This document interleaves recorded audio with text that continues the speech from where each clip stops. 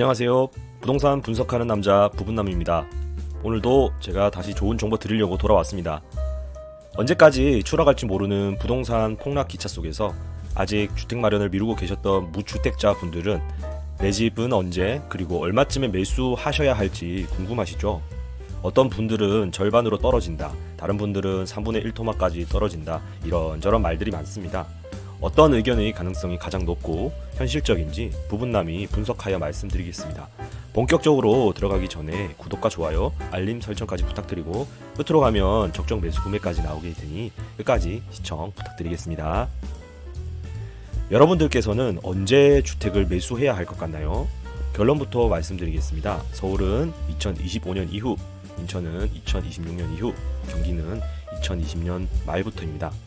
그리고 그때쯤부터 매수를 고려해 보시면 좋을 것 같습니다. 물론 딱 그때는 아니지만 전후로 해서 한 3개월, 6개월 텀을 두시고 한번 살펴보시는 게 좋을 것 같아요. 그 이유가 궁금하시죠? 이제 같이 분석해 보시죠. 지역별로 매수 시기를 한번 분석해 볼게요.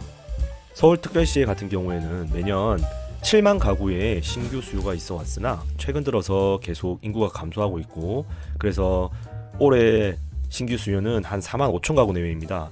내년에도 더 가구가 줄어들지 않을까라는 생각이 드는데요. 일단 공급 그래프를 보시면 아시겠지만 꾸준하게 8만 가구 이상이 신규 공급되어 왔습니다.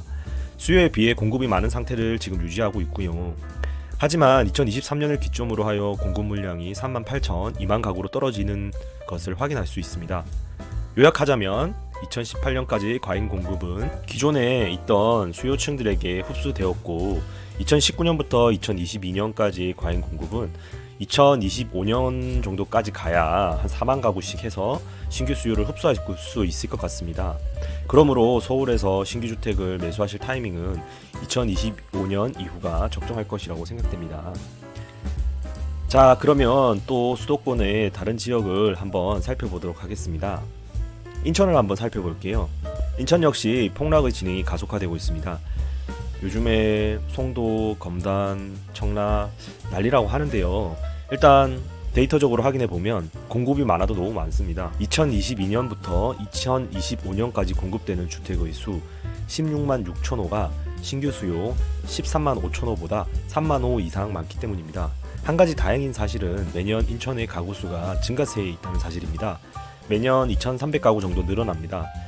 어쨌든 지금 그럼에도 불구하고 공급 과잉으로 인해서 매수할 타이밍은 어느 정도 물량이 해소되어야 하는데요. 그 기간 자체가 2026년 이후 정도라고 생각이 됩니다. 인천은 상당 기간 폭락이 있을 수밖에 없을 것 같습니다. 다음은 경기도를 한번 살펴보겠습니다.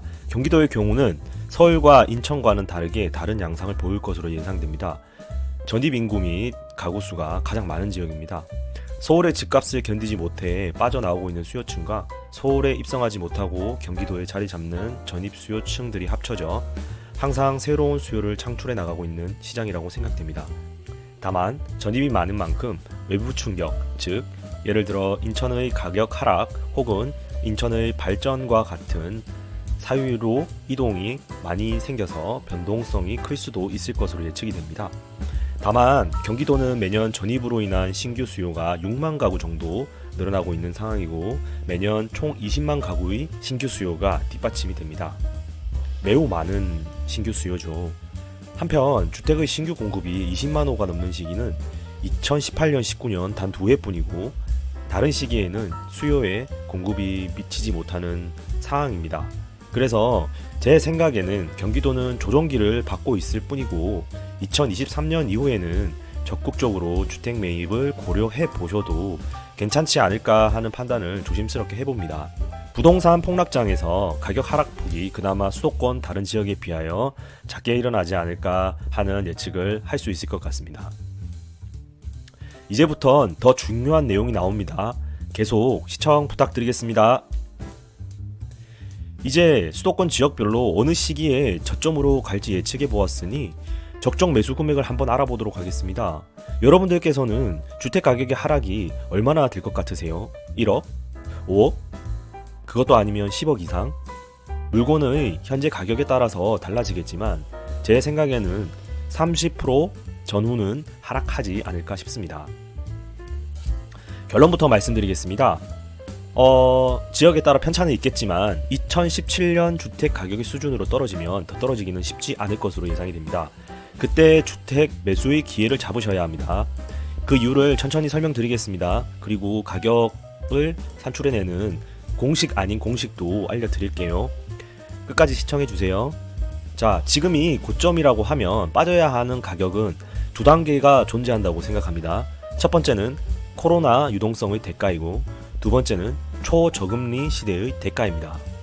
네, 떨어지는 가격의 2단계를 설명드릴 텐데요.